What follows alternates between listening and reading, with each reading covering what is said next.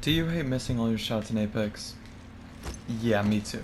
So, today we're going to be going over strafe aiming and jitter aiming, which basically, the basic concept is that while you're strafing left or right and counter aiming against your strafe, it negates nearly all vertical recoil. And to prove this, we're going to draw a diagram. So this is going to be me, scoped in, take the scope off, scoped in, no recoil control at all, just raw firing. Okay, and we can see that. This is going to be me shooting and strafing left.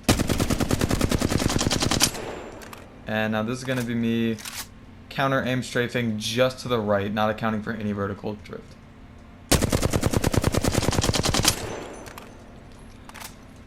Now, you can see here that when I was strafing left and when I raw fired, they have similar heights. Like that would be even, but like maybe I just didn't strafe fast enough or a bullet was too low. But then you see that this spray is the counter strafing. So the whole point is, instead of having the recoil control, which mine isn't the best in the VK, I could counter strafe, and while I'm strafing left, I'm holding right and down a little bit to like account for the vertical. And you can just do this. Like robotic ass aiming. And this is very useful. I just learned about this the other day and I figured I'd make a video on it. So this is me raw firing. You know, pretty clean. And now this is counter strafe firing. Much more consistent and controlled. And just to prove it, we'll do long range.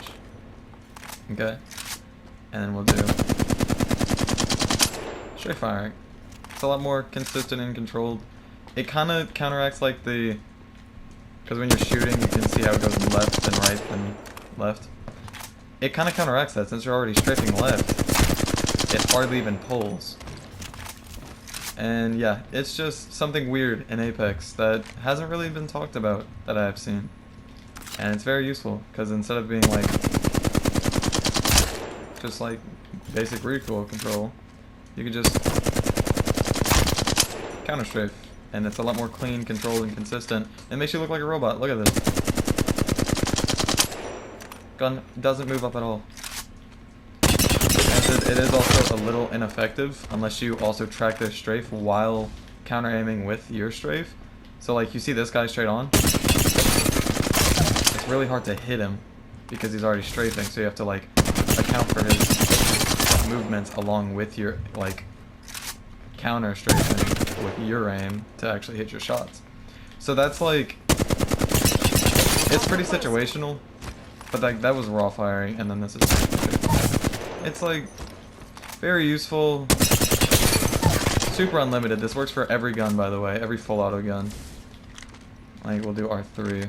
It's like this is just raw. That's just recoil control that I can do. And then this is kind of, you know, I also suck. I kind of, there we go. Robotic. It's just a beam. We'll do this. It's just, dude, how have I never heard of this until now? It's so cool.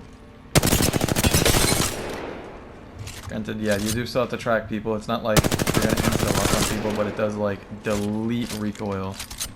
It's crazy. But yeah, so that was cool. And I'll show you clips and tips and tricks on it. And yeah, that's gonna be about it. See ya.